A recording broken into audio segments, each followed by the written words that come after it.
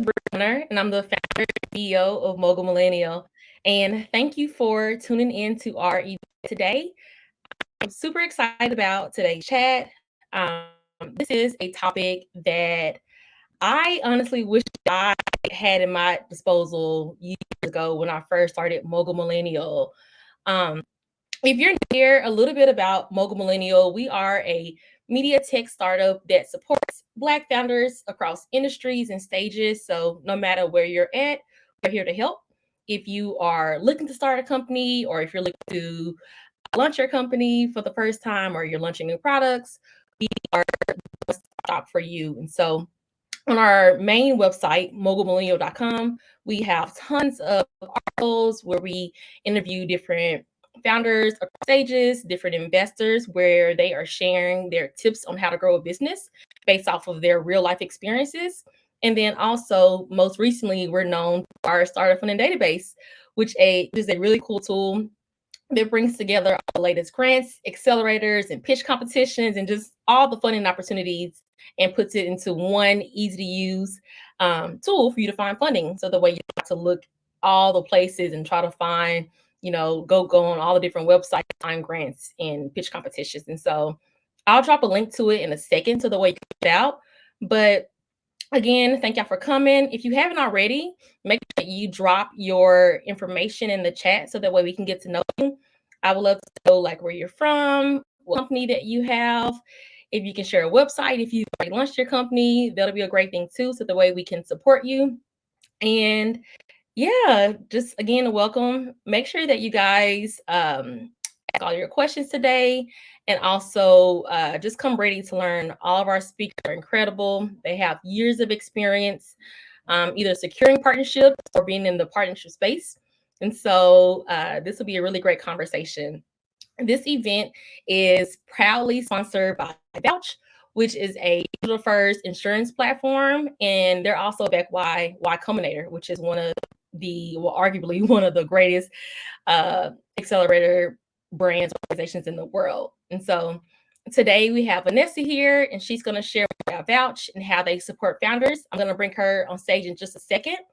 But before I do, a little bit more about Vanessa. She currently serves as a startup ecosystem manager for Vouch, and she loves supporting early stage founders and just women founders, and all type of founders that need support across industries and stages. And so, Vanessa, I'm going to bring you up on now so that we can share more about y'all and how y'all support founders.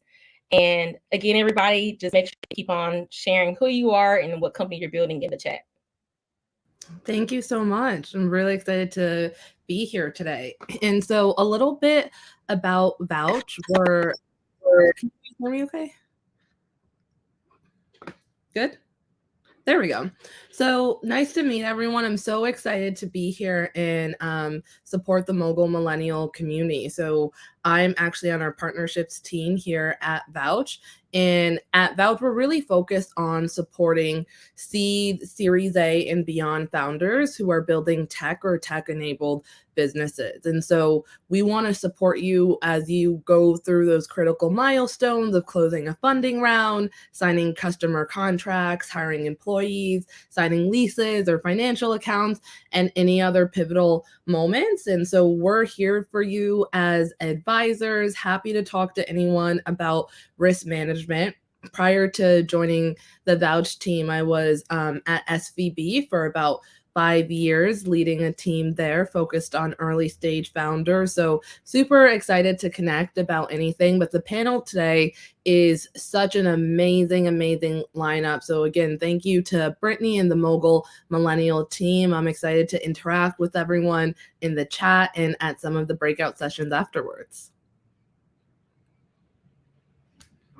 And I'll drop in the chat, we actually have a discount for anyone who's interested in learning more about business insurance. And so I'll drop that in the chat now.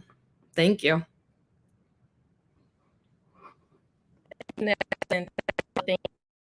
You guys do to support founders.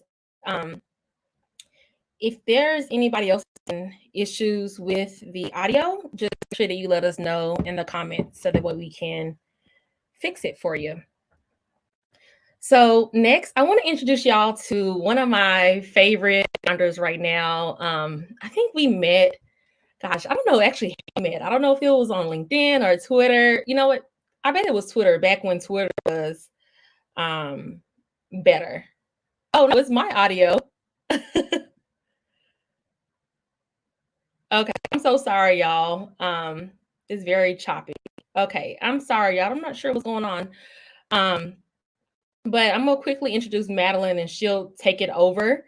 But so Madeline, she's the founder of the Better Spot. Also, huge shout out and congratulations to her. She just graduated from Techstars Atlanta.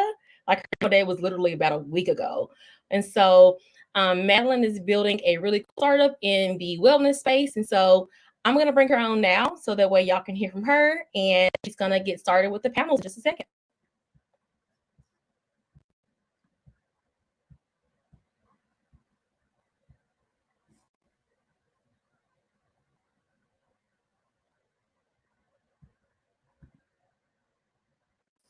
Hello, hello. Thank you. Madeline, are you here? Yeah, I'm here. Can you hear me? Can you hear me? I can hear you. I'm gonna let you take it over because clearly I am the drama and I want people to hear today. So thank you, Madeline, for moderating this conversation. Yes. All right, all right. Let me see some thumbs up in the chat if y'all can hear me okay. If I'm not serving any early Halloween vibes. Okay, yes, thumbs up, thumbs up. Super pumped to be here. I'm just totally gonna echo what Brittany just said about how extremely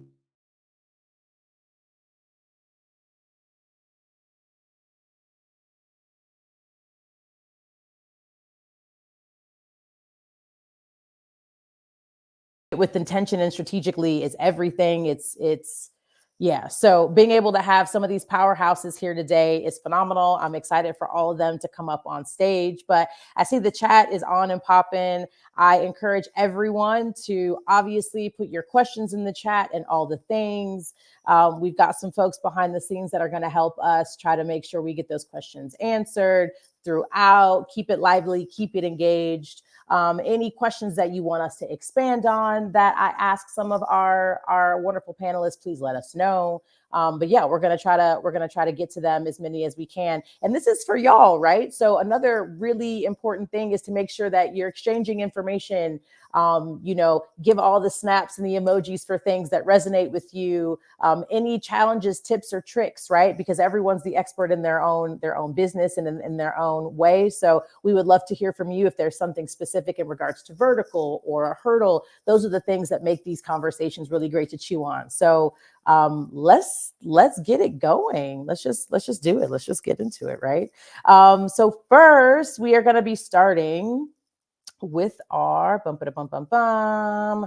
I'm waiting to see some little faces pop up on the screen here so I can make sure that everyone's up in here with me as I kind of introduce everyone.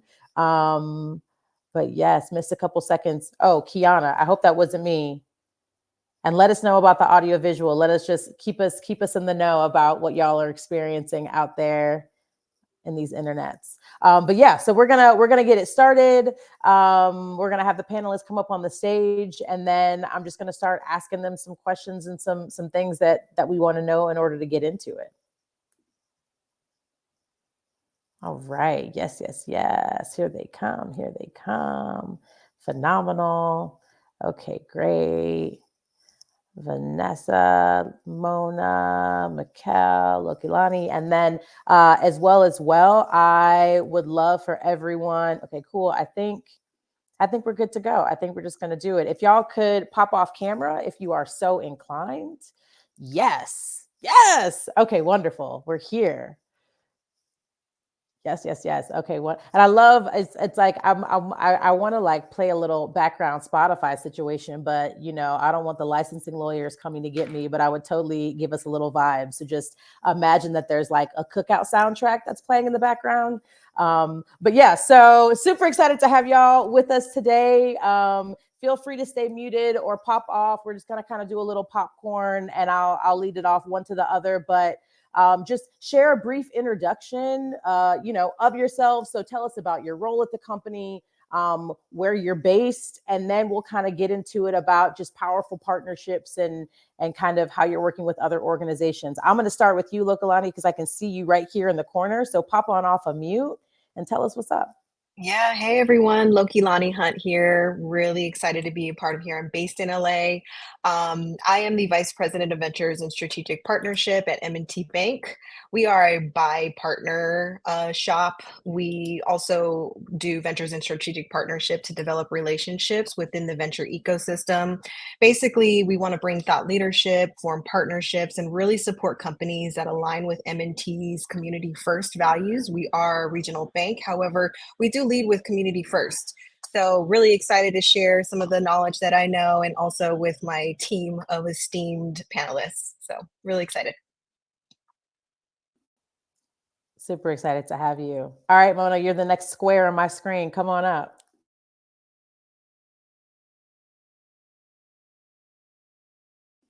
You're on mute. You're on mute.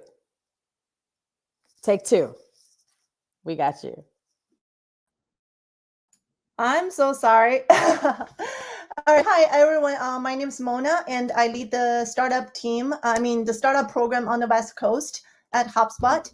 And I was a founder myself, and I've been in this startup ecosystem for over a decade.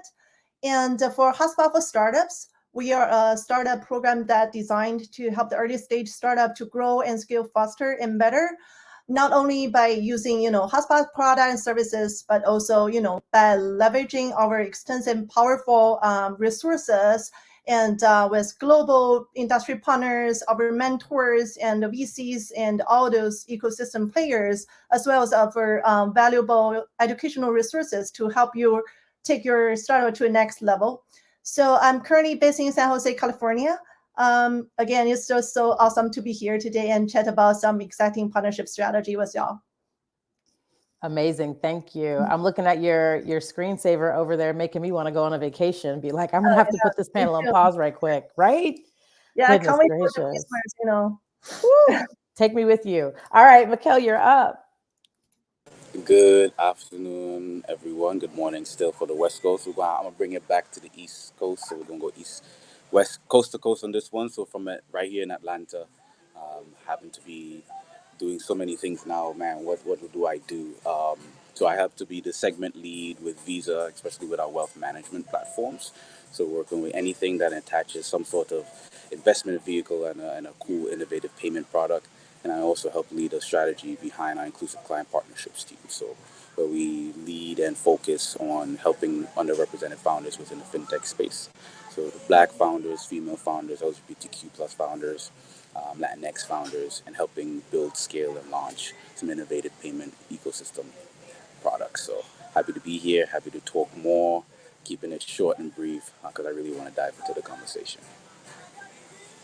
Amazing. Thank you so much. Welcome everybody. Yeah, I see the coast to coast Mogul Millennial over here saying, what about the South?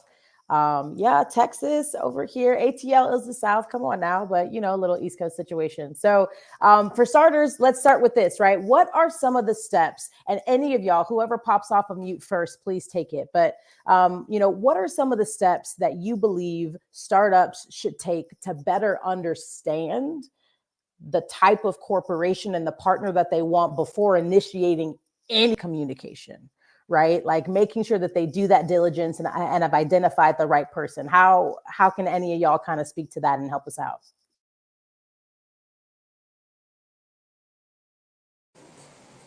I guess I'll jump in real quick. I think first is identifying where you are because there's different partnerships for different phases. If you're at ideation, if you're at MVP, if you're ready for a commercial agreement, there's a partner for that. And a lot of what I've learned is relationship management along the way because it may not necessarily be the right fit now, but it doesn't mean that it won't be the right fit later. And knowing that a majority of whatever your idea is, you may pivot, it may be good to have a couple of people who've either been there or can support you along that way. So first, I would probably start with good identification of where you are. It will help you identify who the partner is, whether that's VC. If you're trying to build a fintech, there's certain partners I could potentially put you in contact with versus who, Mona might put you in contact with if you're like CPG or something of that nature. I think that also will help do you a big service because you also want to reach out to people who are aligned with what your product, service, or solution is. So really, really taking the time to know where you are, what your product is, your customer segment, I think will help identify who will come in at the right phase. That's great. That's amazing. Lokilani or Mona, do y'all want to pop in? Yeah, I just want to double back on what Mikhail said. Relationship management is extremely important, just as much as setting the right expectations early on in the conversations. Even taking one step back and thinking about your identification of if this corporate or if this enterprise is the right angle to tackle down, setting those expectations and knowing what their partnership models are, even asking about other partnerships that they may have initiated in the past that might have aligned, or some of those pain points that existed in the past and they really want to explore. So understanding the corporate's path to commercialization is extremely important, and what that really means to win that proof of concept and win that contract, essentially. Yeah, I totally agree. And also want to add a little bit more thoughts on it. So I think it's extremely important for the startup to really get more insights into, the corporate customer, get to know, better understand their pain points, their preferences, and their real needs, and what they value in the product and the services. Um, I think this kind of information can greatly help you tailor your pitch, and also again analyze where you start facing the overall ecosystem, within this corporation, and how your solution complement or enhance their existing product or services. And you just need to come up with a very clear value prop when pitching to them. Value prop is everything. And I heard y'all, a couple of y'all, like, I'll even double click on that with both what you, Lokilani, said, and then Mona, you like double clicked on it immediately. It's like that ICP, right? That ideal customer profile, making sure that they're aligned. I love that. I'm taking notes over here as well. So if you see my eyes go like this, because I'm a founder in that life. So yes, I'm with y'all. Mona, this one's for you since you just came off of mute. First impressions, right, are everything. And so how can a founder effectively showcase what their unique value proposition is to a corporation during that initial outreach, right? Like everything from the first email, the first touch, or a first meeting, like what is something that they can really do to make sure that they stand out? Yeah, that's a really good question. So, like what we just discussed, you got to do a lot of initial research first. So you need to understand better about the corporate's goal, identify the key decision maker, like who they are, right, and then prepare a clear value prop to pitch.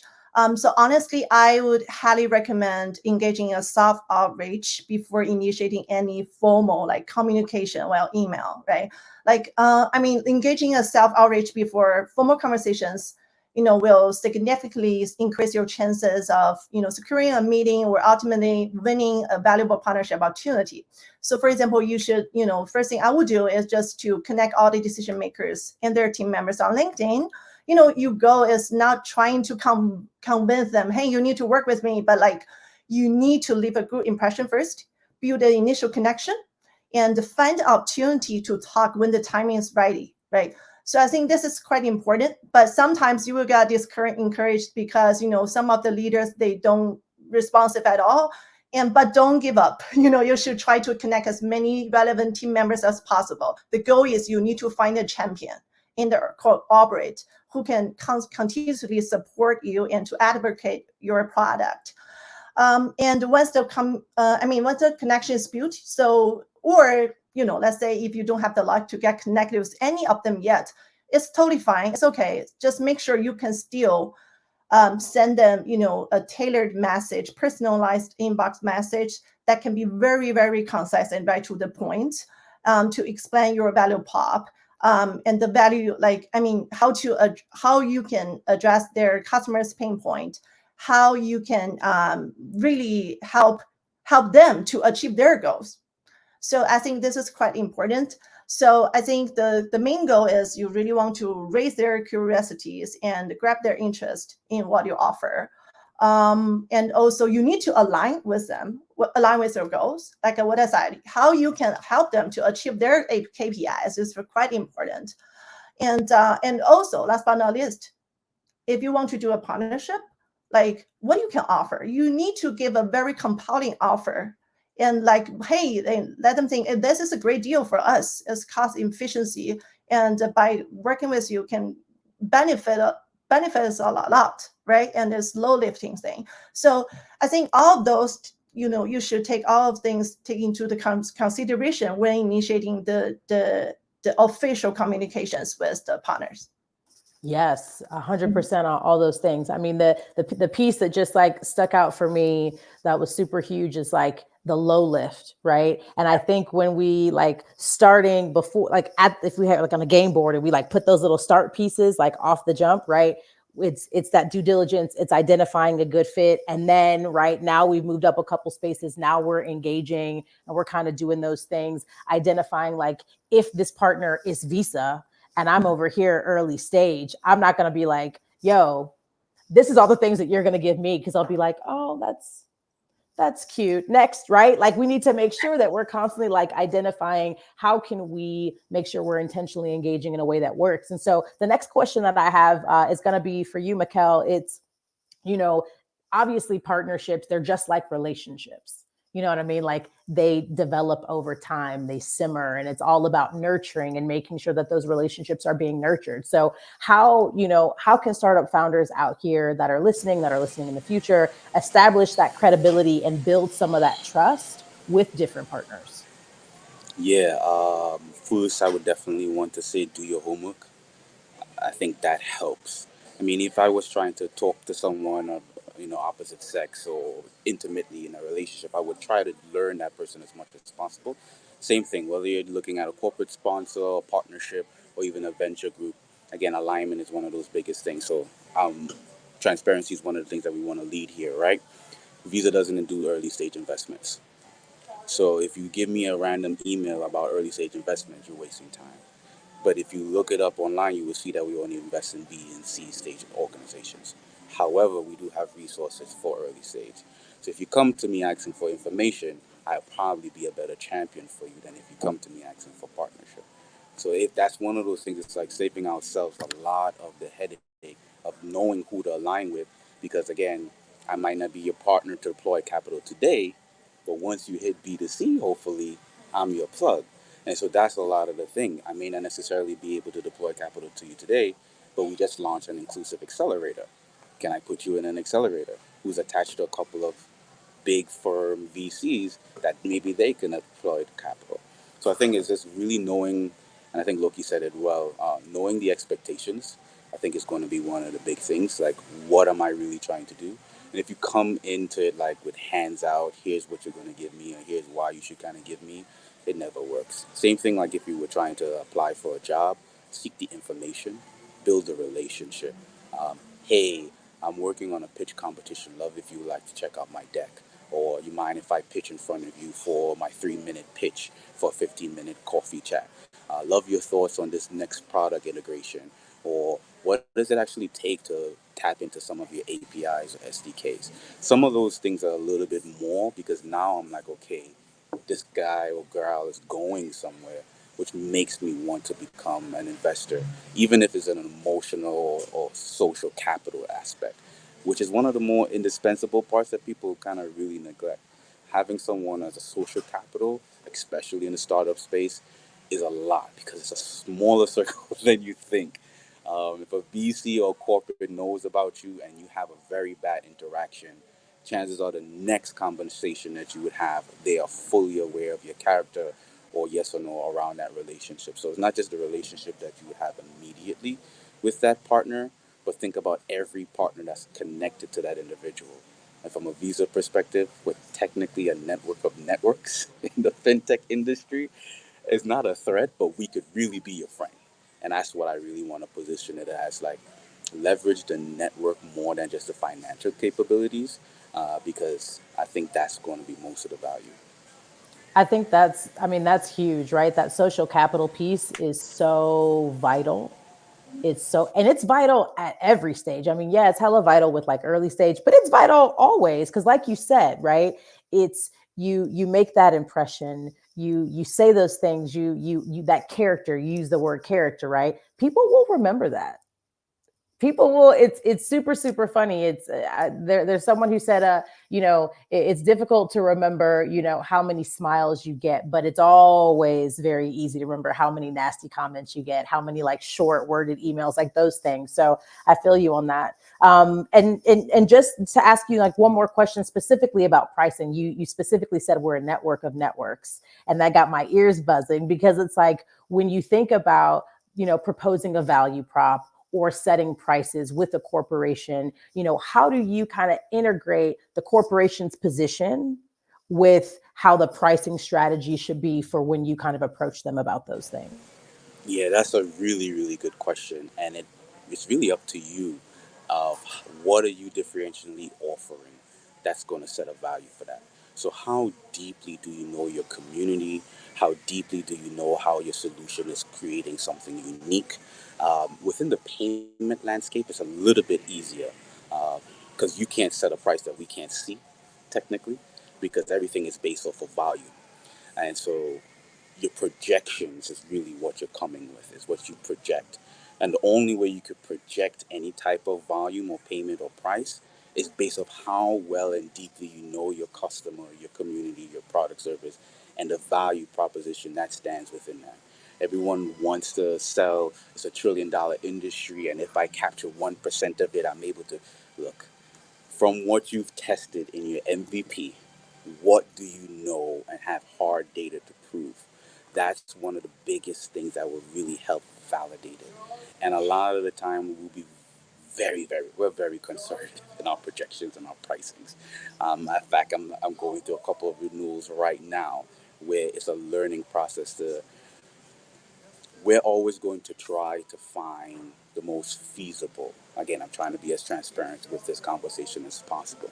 Yeah. Not lowballing individual, but conservative, especially since we must be aware, ladies and gentlemen, that the market has kind of course corrected in a sense. So everything pricing wise is going to be like 20 to 30% less than what you even imagine up front. So And we have it's, somebody, oh, sorry. yeah, Sorry, because you were giving us you said that you're going through an experience. Obviously, you're not gonna, you can say Jane Doe, John Doe, whatever, but like we have Lori asking, some concrete examples. So like, can you just give us a make believe example specifically about what you're talking about in regards to some of that pricing and approaches? That would be great for strategy. no problem, and I could do so without with being vague, because it's kind of like a formula. You have a product, say it's currently in the market, and you're trying to release a version 2. All right. If you, most of this is probably going to be more so of a marketing campaign than the product itself. So how is your go-to-market strategy, and what is it for new customer acquisition specifically? That's kind of the thing. What's your go-to-market for your new customer acquisition? What's different about your current product versus product B or beta, whatever one came first, and how are you actually going to gravitate them towards the market? And also, if you have current and existing customers, how are you going to retroactively bring them on board to the new product? What's the dollar amount? So in the payment space, how much are they currently spending on your current product or with your current product? And what's the expected spend upon the new product, offset by the marketing that you have to do to gain them towards this new conversion? And then how much would it cost for you to go back and get the existing customers? And what have you seen has been the reoccurring spend of that existing customers? All of these are literally like mad equations that you can send me a proposal and we can say it, and I'm literally going to chop that in like 20% just to go off a more conservative approach. Because no matter what, and I hate to say it to founders because I may be a future founder one day, whatever you think you're doing, I probably come across 500 companies that are telling me the same thing. And so I'm just being honest with this. With that, we go with more of a conservative approach. You may think you are attacking 10%, we're probably going to put you at 5. And so it's like with that, then we would then go through the negotiation process of, you think this deal is worth $1 million? We're probably going to start at 200,000, and then you have to continue to validate everything else from there. Unfortunately, especially in this market, you need more proof points than ever before, especially in fintech.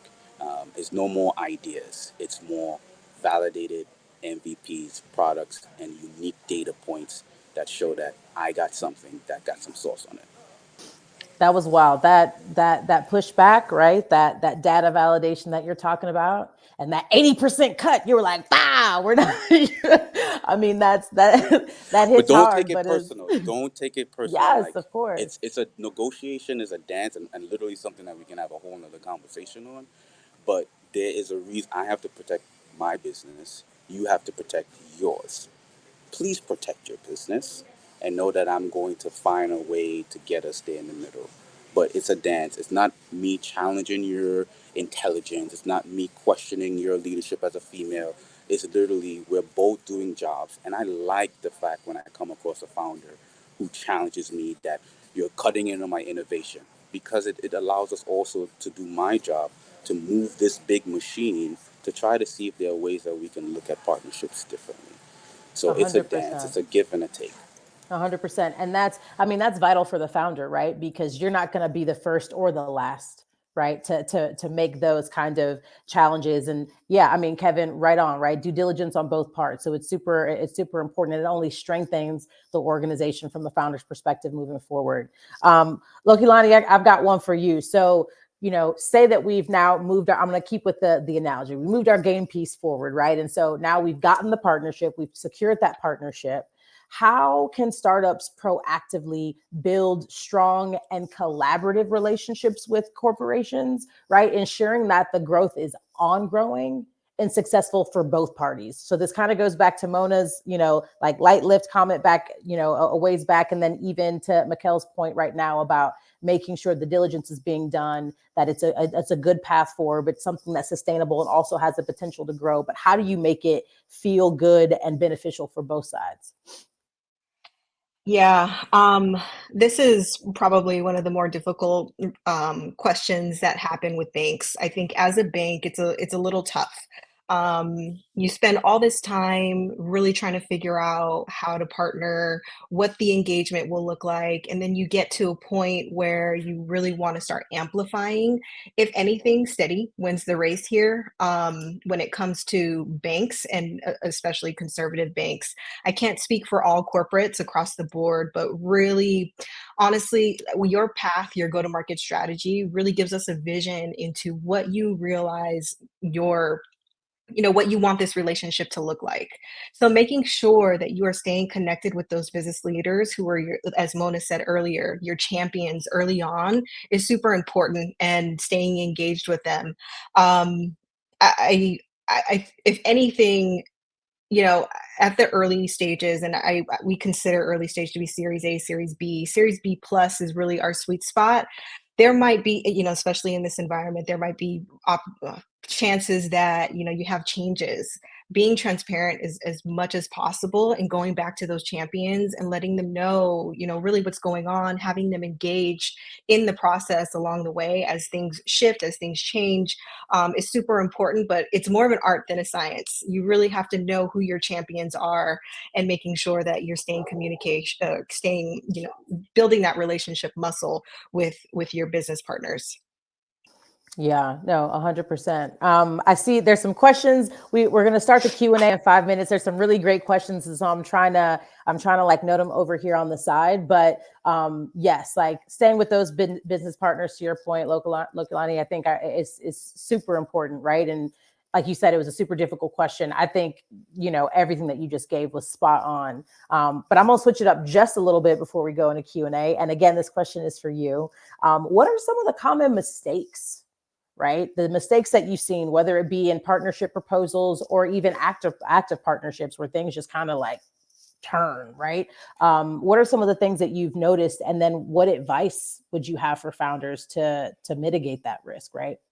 Yeah, I think inversely, just not communicating effectively or setting up those clear expectations in the very beginning and knowing exactly where and when to be authentic about what's changing, either in the environment or within your product or just what's happening in the ecosystem of your customers.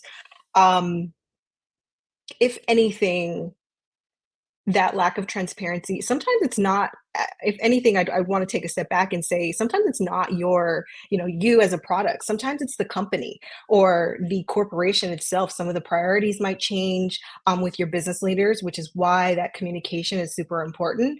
So just making sure that you are consistently staying effectively communicative throughout the journey with your partners.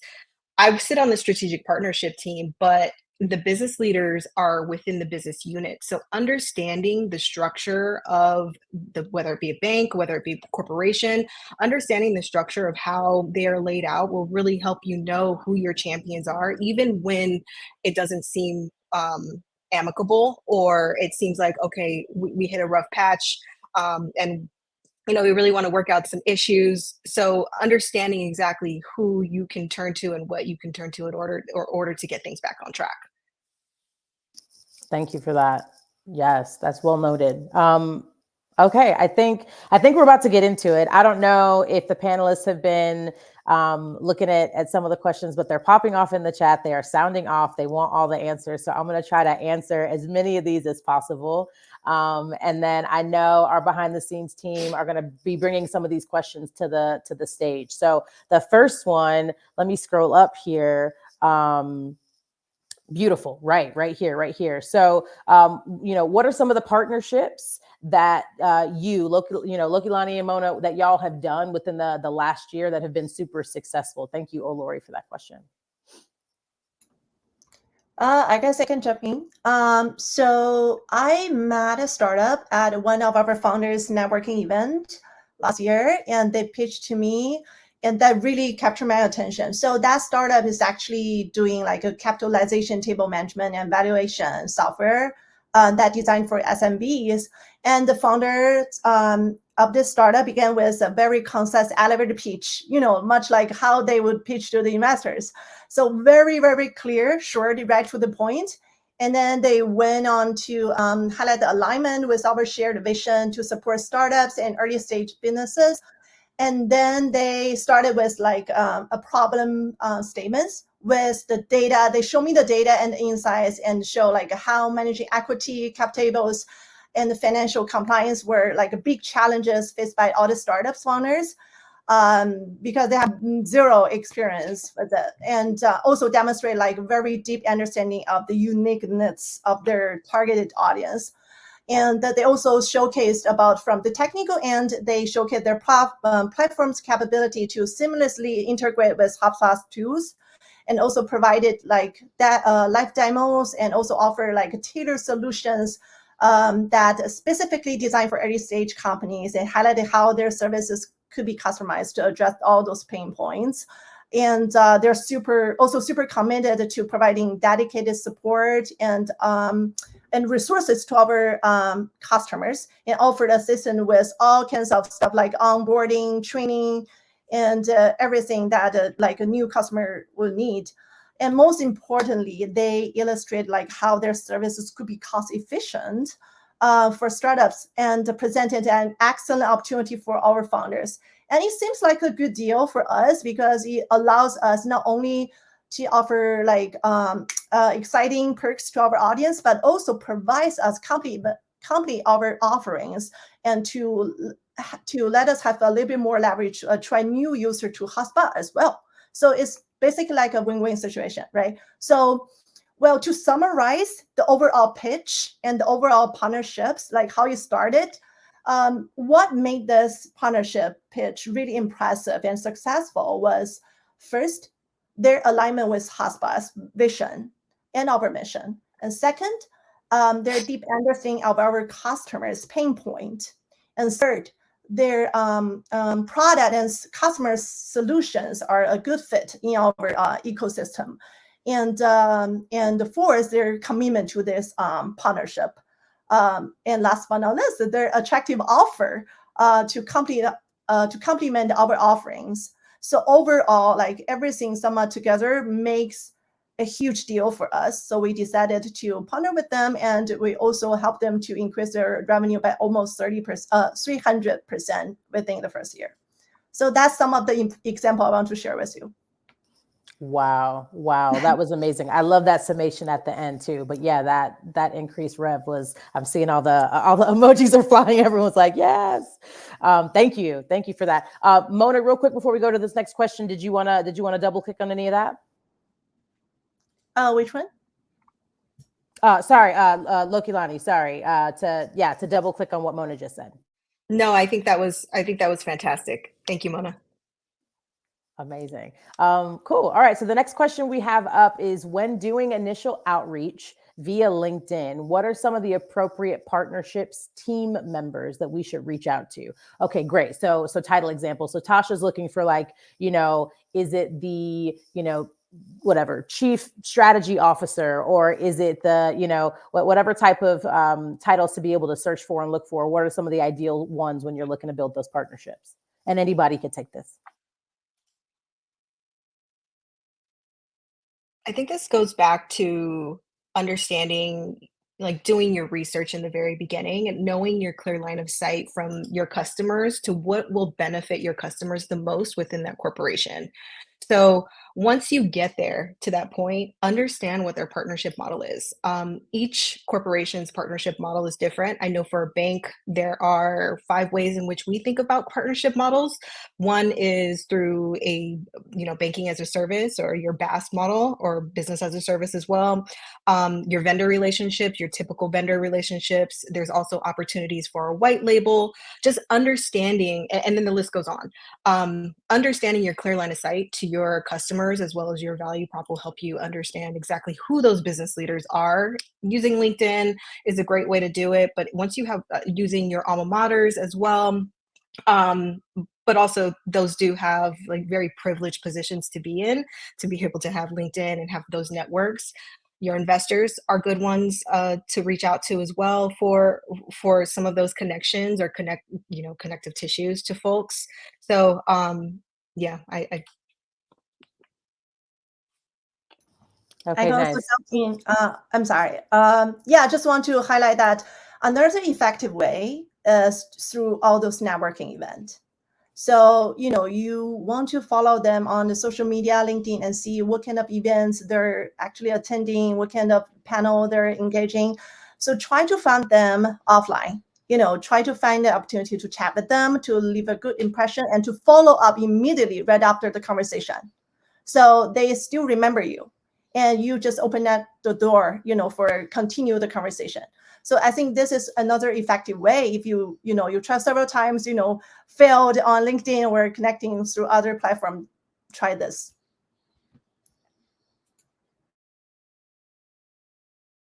Mikkel, you're muted, I think. Maybe not. Can't hear you. Is it just me? Can y'all hear him? Thumbs up if you can. Oh, nope. Okay, he's gonna come back to us. I'm sure he's just updating a little something on the back end. All right, now unmute.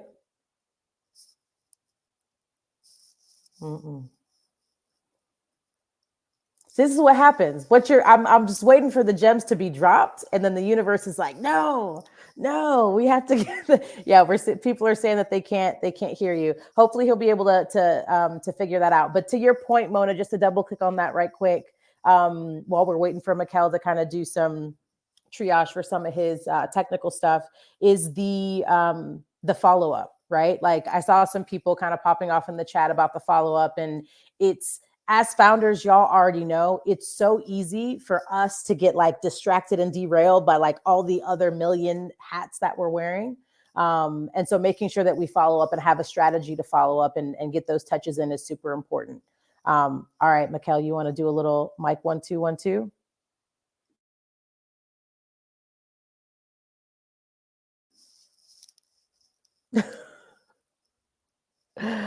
Oh, wait. So some people are saying they can hear you and other people are saying they can't. This is wild. Okay. So Sydney. Okay. I'm getting a lot of can'ts. I'm counting the can'ts more than the cans. So we're going to keep it pushing. Mikkel, when you come back in, just interrupt whoever is talking, just so we know that we can hear you again. And then you can come back to us.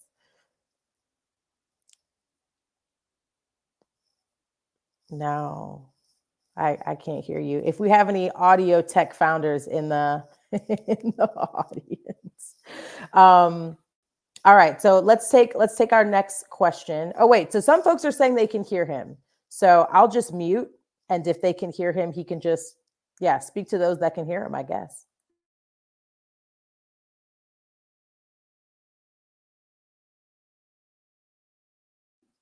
All right, when he's ready, he'll come on back, and then I'll just mute and he can talk to those that can hear. So I'm going to scroll up and grab another question. There was one a little bit further up that I wanted to make sure that we were able to chew on.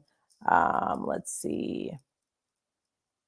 Okay, so this is one of the ones that we saw a little bit earlier. Okay, so talking about like products and approaching them, right? So a B2B product, this looks like it's from, oh, here you go. Great, thank you. If you have a B2B product, what are the odds that a company will work with you to build it out? Or do you need to have a working product before you approach them? So this sounds definitely like a stage question. Lokalani, Mona, Mikkel, if you pop back in, any of y'all can take this one. Any chance y'all can hear me now? Oh, we Lord, can hear you. Yeah.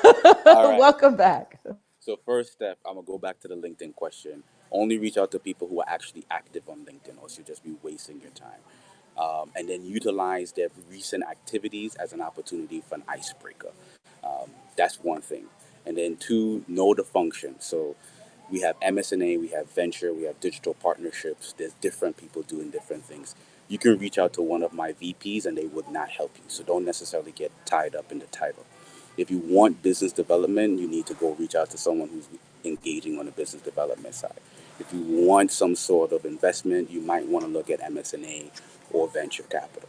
So that's where it says like doing the homework and know also how the organization is written up. That would help. And if you don't know, contact someone who's active on LinkedIn so you can probably get a fast response to learn a little bit more about the organization. Now, from a B2B standpoint, there are a few corporations that actually have incubators. For us, it's called our Visa Garage. We do have an innovation center. Those will be the test sites. They're few and far between. They're very good for some corporations because it's an opportunity for you to move faster than the current market because a lot of these big organizations, corporations, banks, financial institutions don't move as fast as fintechs. There's also where we won't build it ourselves, we use our partners to do so.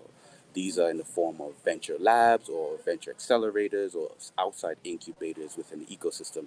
Here in Atlanta, it's like Atlanta Tech Village or Atlanta Tech Hub or the FinTech Institute, where we keep sight. We have line of sight on incubating opportunities. So if the corporations themselves don't incubate, they have line of sight with other incubators. So engaging with your local incubators are also a great opportunities to get good visibility for some corporate incubation, which you can also pitch ideas if you find the right need and fit for a corporation because they need the corporate partnership. So if you present an opportunity for a local incubator that, hey, we realize that we have XYZ123 and we think this will be a great fit for ABC, that's their job to go find and build those corporate relationships so you don't have to. I love that last point about like filling that hole, right? Being able to be that bridge for them. Yeah, I think that's awesome. And then the element of dealing with some of your existing partners and affiliates and things that you may not be the one doing it, but you can put them in a position to be able to build with someone else that's out there. This is great. I'm so glad your mic's back on. Welcome. All right. We've got some other Q&As in here that we're going to be answering. We got a couple more left, 2 to 3 more if we can. Let's see if we can get it out. All right, let's see. Okay, so this is we got one from Jason. So he says that he's looking to partner with banks for his business. And Lokalani, you mentioned about 5 ways, right? Banking as a service, white labels. And so what are the other 3 ways? I think he wants you to give the full list right quick. Yeah, no worries. It's banking as a service, a vendor, a white label, a co-creation, sort of that co-building that like Mikhail mentioned, and then revenue sharing. So a distribution model being that distribution partner. Typically this happens with like government or that distribution partner. So hopefully that clears it up for you, Jason. But feel free to reach out to me offline as well, Jason. I'd be more than happy to connect with you. Awesome. No, that was super direct and concise. We appreciate that one. We got another one over here from Colette. What tips or strategies are suggested to successfully launch pilots, right? So apps tech, and convert those pilots into longer engagements?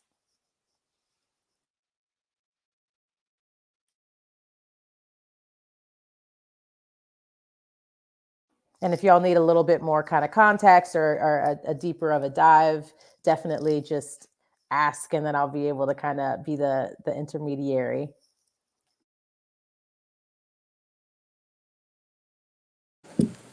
I may attempt a stab at this. If I was to have some sort of MVP, speed is the name of the game. So how fast can we fail? And I'm saying fail because I need to pivot as soon as possible. Um, Also, if you can be the thought leader on the amount of potential iterations. So I'm gonna use like a potential like a venture studio model. The way that works is you don't build one version of the solution, you build like 5 to 10 versions of the solution. If this can be part of your strategy, as our first milestones are going to be a key things to make a corporate partner feel comfortable, showing that you actually, here's our target, here's our date, here's what we're attempting to see. If we don't see this, we try this. So creating that decision matrix in a sense that our test is to see if A is B, and if B is A, then we go with C. If it's not C, then we go with purple. If we don't, then we go with square. And then that shows like there's phases out to it.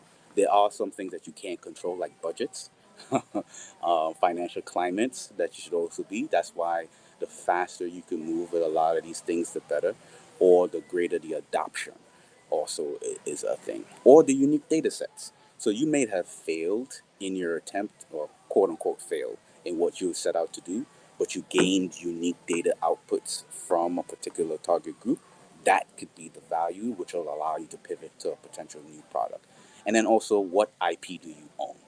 So if you own the process, the better. I'm just saying it, even from a corporate perspective, because regardless, you walk away with owning something versus other accelerators, incubators, and programs out there. You just get access to data.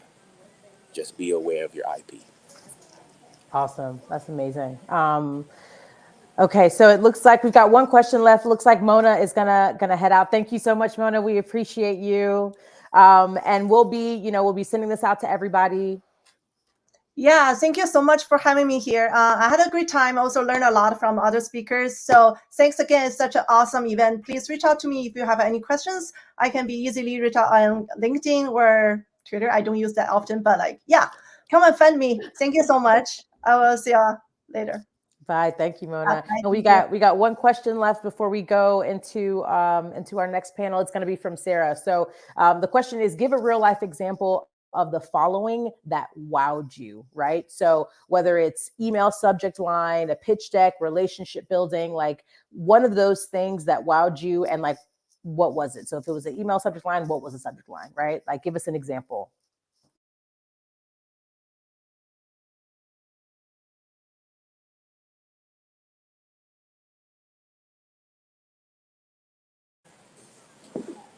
I guess I could shoot first. Email subject line, ones that's personal. So, for example, I'm from Trinidad and Tobago. I also happen to be an Olympian, former firefighter. If somehow on my personal journey you heard me speaking and you say fellow island person or something like that, I love the personal touch. I'll be honest with you, or big up Brooklyn or something like that, because I grew up in Brooklyn. The more you can actually show that you connect with the human being, the better. I think that's always something really cool. Type in innovation in my subject line. If I search that in my email, it's, oh my gosh, you're going to get drowned. So if you can have a personal connection, that's why I say doing your homework with that individual is really, really cool. And then from a partnership or potential commercial opportunity deck wise, I think I love personas. I love the more you can hone on the problem and the unique solution. Also, how you position your deck. Um, I love me personally. I did a lot of pitch competition. make very clear what the problem is, make very clear who is experiencing it, and make very clear what you are uniquely doing to do that, and also what you own. Back to IP. If you own something unique in that process, then it's like, because don't expect that to be the end all. Your goal should be a second conversation. From the email, you would want to actually get on my calendar. From the deck, you might actually want to present the deck before somebody. So I think having low, you just want the next call, the next thing. I think that's a really good thing. And I think that should also be in the acts. Love to tell you a little bit more about this. Love to set up some time to learn more.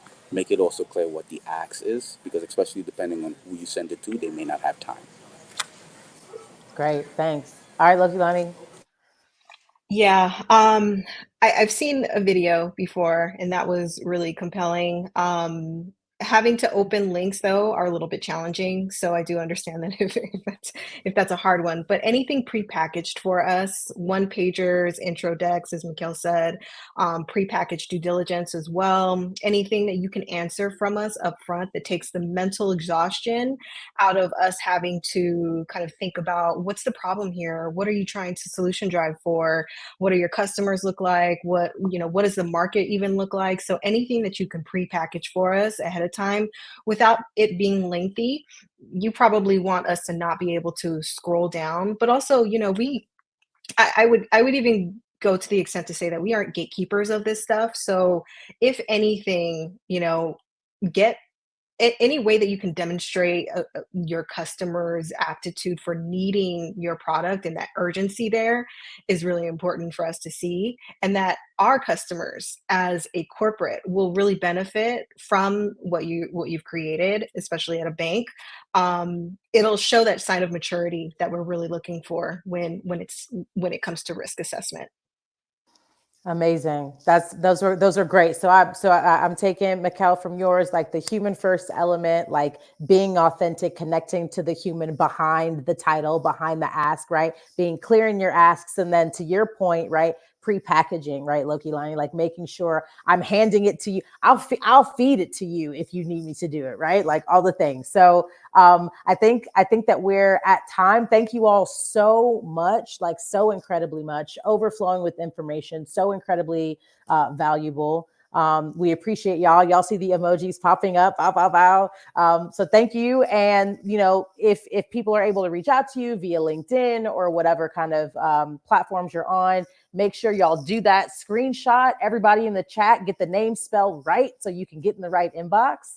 And thank you all so much. For all of the attendees here, there's going to be a little countdown. It's going to transition. We're going to be moving into our conversations with our startup founders. So Mikhail, Lokalani, y'all are more than welcome to hang out, listen to some of the startup founders. We would love to have you kick it. But that's the next portion of what we're moving into. Get your questions ready, and we'll see y'all soon.